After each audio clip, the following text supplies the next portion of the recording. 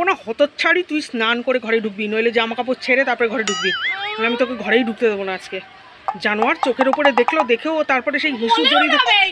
Hi guys, আমি মৃত্তিকা চলে এসেছি তোমাদের কাছে একটা নতুন ব্লগ নিয়ে। মানে আবার কিছুক্ষণ তোমাদের মুন্ডুগুলো একটু চিবাতে বকবক করে। তো কালকে তো নেড়া পোড়া, তার পরের দিন হচ্ছে দোল, মানে 7 তারিখ দোল, আর কালকে হচ্ছে 6 তারিখ নেড়া পোড়া। তো আমি এবার ঠিক করেছি, আজকে সকাল থেকে ঘুম থেকে উঠেই আমার কি জানি মনে হলো, আমি সবার এই তো সেদিন কালকে পড়া থেকে যখন বাড়ি ফিরছিলাম দেখছিলাম যে কতগুলো বাচ্চা কাচ্চা মানে একটা পার্কের মধ্যে এক গাদা পাতা ঠাতা নিয়ে সব জড়ো করছিল। তো ওইটা দেখে আমারও লোভ লাগলো।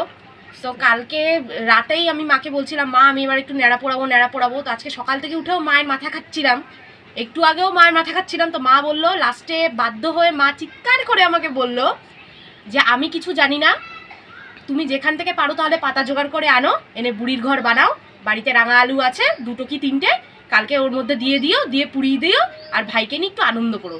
বানাবে তুমি, নেড়া পোড়াটা তুমিই বানাবে, ওই যে বুড়ির ঘর ওইটা তুমিই বানাবে, যেটা সবাই বলে বুড়ির ঘর, কেউ বলে নেড়া পোড়া।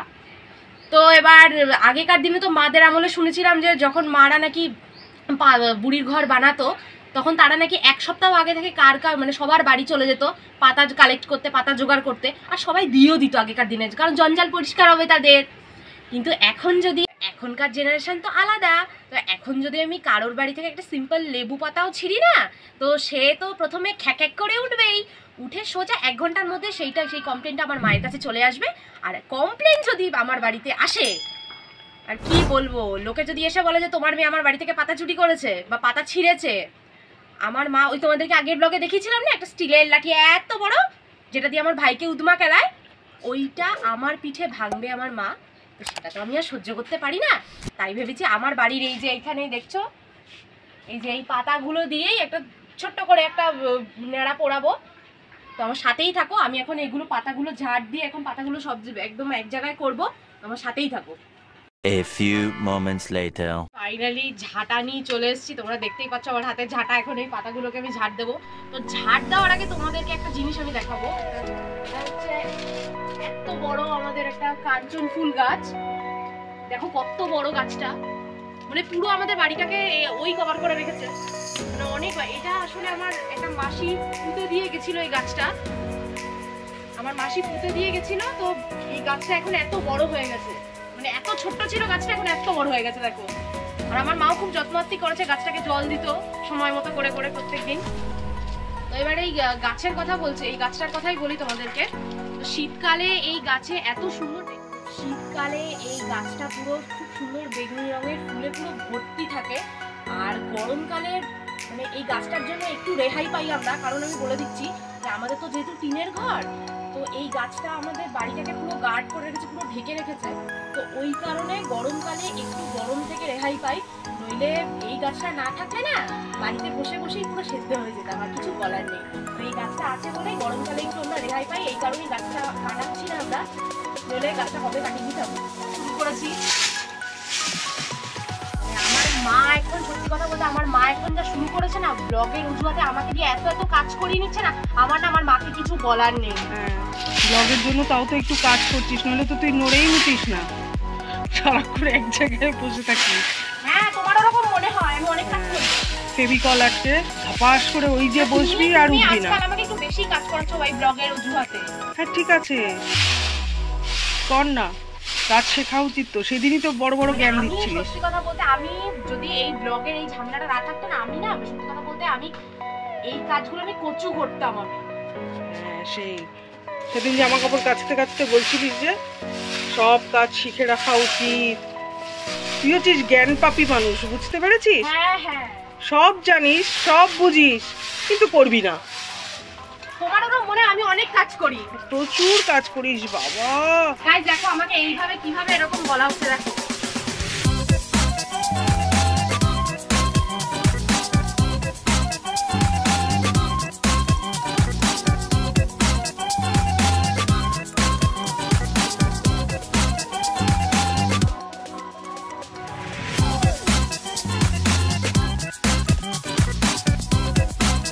করে না তোর, মানে কি রে তুই? আর ওই ওইদিকে সরা, আমি কেস আরো ওইদিকে সরা পাতাগুলো।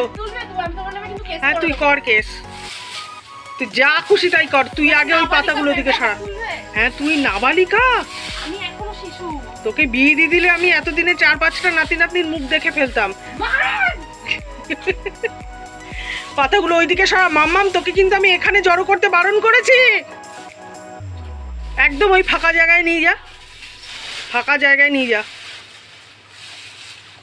বিন্দু মাত্র বুদ্ধি নেই। করে নিচ্ছ আমায় দিয়ে। হ্যাঁ আমি তোকে বলেছি এগুলো করতে? না আমি বলেছি কি তুমি একটু এসে আমায় হেল্প করবে না? না করব না। তোমার যত উৎপাতের কাজ এবার থেকে সব তুমি নিজে করবে।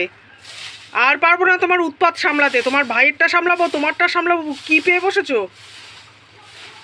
গাইস একটু পরে তোমাদের সাথে কথা বলছি, আমার মা একটু হাইপার হয়ে গেছে। বাহ বাহ বাহ বাহ, হয়ে গেছে। ওমা আর পারছি না, কোমরে ব্যথা করছে। দেখো বানিয়েছি। এটা বুড়ির ঘর? কাল থেকে যে আমার মাথা খাচ্ছিলি বুড়ির ঘর করব, বুড়ির ঘর করব, হয়ে গেল? সব শখ পূরণ হয়ে গেল? কেন কি ভালো হয়নি? এটা কি হয়েছে? এটা বুড়ির ঘর তো দূরের কথা, তো বাথরুমও হয়নি। আমার বুড়ি ছোট ঘরে থাকে, তোমার কোনো সমস্যা আছে? সে ছোট ঘরে থাকুক, সমস্যা নেই, কিন্তু অন্তত দাঁড়ানোর জায়গা তো করবি। মানুষটা তো দাঁড়াতেই পারবে না বুড়ি। হামাগুড়ি দিয়ে ঢুকবে, তাতে কি হয়েছে? বুড়ি হামাগুড়ি হ্যাঁ দিয়ে বুড়ি ঢুকবে? হামাগুড়ি দিয়ে ঢুকবে। আচ্ছা ঠিক আছে, চল। দেখো কি সুন্দর বানিয়েছি, দেখো ভালো হ্যাঁ হয়েছে বলো? হ্যাঁ খুব ভালো হয়েছে। তুই এক কাজ কর, ওইটা আরো ওইদিকে ঠেলে নিয়ে যা ফাঁকা জায়গায়। আমার গাছের গোড়ায় রয়েছে আমি এখনো। এই করতে কোমরে রে হয়ে গেছে, কোমর ভেঙে গেছে। তুমি আবার আমাকে ট্রে করতে বলছো? কোমর ভেঙে গেছে? হ্যাঁ আরো ঝাড় দিতে বলছো তুমি। কোমর ভেঙে গেছে? তুই দাঁড়াতে পারতিস কোমর ভেঙে গেলে? তোর কোনো আইডিয়া আছে কোমর ভেঙে গেলে কি রকম যন্ত্রণা হয়? ব্যথা তো করছে আমার, ভাঙেনি, ব্যথা তো করছে। তুই আরো সরা, সরা। একদম ভালো লাগে না মা। শান্তি। এই মাম্মাম, এই কি তুই গাছটা এইভাবে জড়িয়ে ধরেছিস? কিছুক্ষণ আগে যে ওই কালো রঙের কুকুরটা হিসু করে দিয়ে চলে গেল গাছে, দেখলি না? কি মানে? তোর চোখের সামনে হিসু করে দিয়ে গেল গাছের গোড়ায়, তুই দেখতে পাসনি? তুমি আমায় একবার বলবে না? এমন মারবো না হতচ্ছাড়ি। তুই স্নান করে ঘরে ঢুকবি, নইলে জামা কাপড় ছেড়ে তারপরে ঘরে ঢুকবি, নাহলে আমি তোকে ঘরেই ঢুকতে দেবো না আজকে। জানোয়ার চোখের উপরে দেখেও তারপরে সেই হিসু জড়িয়ে একটু। হ্যাঁ তোমাকে সব আমার মনে করে দিতে হবে। তুমি তো কচি খুকি, কিচ্ছু মনে থাকে না তোমার। তো গাইস আমি এখন স্নান করতে যাচ্ছি। কুকুরে পেচ্ছাপ করেছে কিনা আমি দেখিনি, সত্যি কথা বলতে। না দেখোনি? না সত্যি দেখিনি তো। আবার ঢপ মারছিস? আচ্ছা ঠিক আছে, আমি স্নান করতে যাচ্ছি। তো স্নান করতে যাওয়ার আগে আমি কিছু কথা বলতে চাই এই গাছটার বিষয়। তো সেটা হচ্ছে যে এই গাছটা আমাদের প্রচন্ড মানে একটা ফ্যামিলি মেম্বার, যাকে বলে ফ্যামিলি মেম্বারই হয়ে উঠেছে।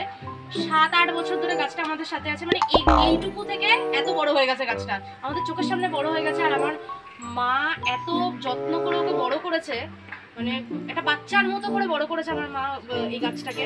মানে রোজ দুবেলা এসে জল দেওয়া, তারপর মানে একবার এসে চেক করে যাওয়া যে গাছটা ঠিক আছে কিনা। মানে এই কারণে মায়া লেগে গেছে এই গাছটার সাথে। তাই সবাই বলেছে যে, সবাই আমাদের রিলেটিভ, আত্মীয় স্বজন, তারপর আমাদের আরো পাড়া প্রতিবেশীরাও সবাই বলেছে গাছটাকে কাটিয়ে দে। এর পেছনে একটা কারণ আছে, সেটা হচ্ছে আমি তোমাদের একটু আগেই দেখেছিলাম যে এই পুরো গাছটা না আমাদের গোটা বাড়িটাকে কভার করে রেখেছে। তো এই গাছের তো প্রচুর, এত বড় গাছ যখন, তো প্রচুর পাতা আমাদের টিনে পড়ে, প্রচুর পাতা পড়ে। তোমাদেরকে দেখিয়ে দিচ্ছি, দেখো দেখো কত পাতা পড়েছে। শুধু দেখো কত পাতা পড়েছে, পুরো ভরে থাকে এভাবে রোজ। মানে এই কারণে আমাদের টিনগুলো খারাপ হয়ে যাচ্ছে, নষ্ট হয়ে যাচ্ছে টিনগুলো। তো এই কারণেই মানে আমাদের সবাইকে বলা হয়েছে যে গাছটা কাটিয়ে দে। সবাই বলে গাছটা কাটিয়ে দে, কিন্তু আমার মা বাবা সবাইকে একটা কথাই বলে স্ট্রিক্টলি, না গাছটা কাটাবো না। তাই তো মা? একদম এই গাছটা কাটাবো না, কারণ একটা ফ্যামিলি মেম্বার এই গাছটা এখন আমাদের। এখন আমি যাচ্ছি স্নান করতে, কারণ কুকুর তো পেচ্ছাপ করে দিয়ে গেছে। তা আমি এখন স্নান না করে ঘরে ঢুকলে আমার মা ঘরে ঢুকতে দেবে না আমাকে। আমি যাচ্ছি স্নানটা করতে, আমার সাথেই থাকো তোমরা। Few moments later. চলে এসেছি। তো এবার আমি তোমাদেরকে দেখাবো গরিবের ন্যাড়া পোড়া। শুধু দেখো, এটা হচ্ছে গরিবের ন্যাড়া পোড়া। অনেক কষ্টে বানিয়েছি, কষ্টেই বলতে গেলে। দেখো এইটাকে আরেকটু সাজাতে গোজাতে হবে। কালকে আশা করি ভালো করে সাজাতে গোজাতে পারবো, কালকে যেহেতু ন্যাড়া পোড়া। আর কালকেও একটা ব্লগ বানাবো আমি, পুরো ন্যাড়া পোড়ায় আমি কি করলাম কি না করলাম সব আমি তোমাদের সাথে কালকে শেয়ার করব। পুরো ভিডিওটা আমি তোমাদের সাথে শেয়ার করব। আর আমার এই ভিডিওটা তোমাদেরকে দেখতে হবে, মানে দেখতেই হবে। আর যদি তোমরা না দেখো না, আমি কিন্তু হাত পা চড়িয়ে কাঁদতে বসে যাবো, বলে দিলাম। না তাহলে আজকে এই ব্লগটা আমি এখানেই শেষ করছি। যদি তোমাদের ভালো লাগে থাকে তাহলে আমার ভিডিওটা প্রচুর প্রচুর শেয়ার করো, লাইক করো, কমেন্ট করো, আর কেমন হয়েছে ভিডিওটা আমাকে প্লিজ তোমরা জানিও। আর আমার চ্যানেলটায় ঢুকে না, আমার যে চ্যানেলটার নাম প্রত্যেকবার ব্লগের শেষে আমি বলি ফিল উইথ মৃত্তিকা, সেই চ্যানেলে ঢুকে না একটু কষ্ট করে সাবস্ক্রাইব করে দিও প্লিজ। তোমাদের যদি ভিডিওটা ভালো লাগে প্লিজ একটু সাবস্ক্রাইব করে দিও, তাহলে আমার ভিডিওর নোটিফিকেশনগুলো তোমাদের কাছে আরও যাবে আর তোমরা আরও নতুন নতুন ভিডিও দেখতে পারবে আমার। তো প্লিজ এইটুকু কষ্ট করে আমার জন্য এটা করে দিও, প্লিজ একটু সাবস্ক্রাইব করে দিও। তো আমি কালকে আবার চলে আসবো তোমাদের কাছে ন্যাড়া পোড়ানোর ব্লগ নিয়ে। তো আজকের মতো টাটা, বাই বাই।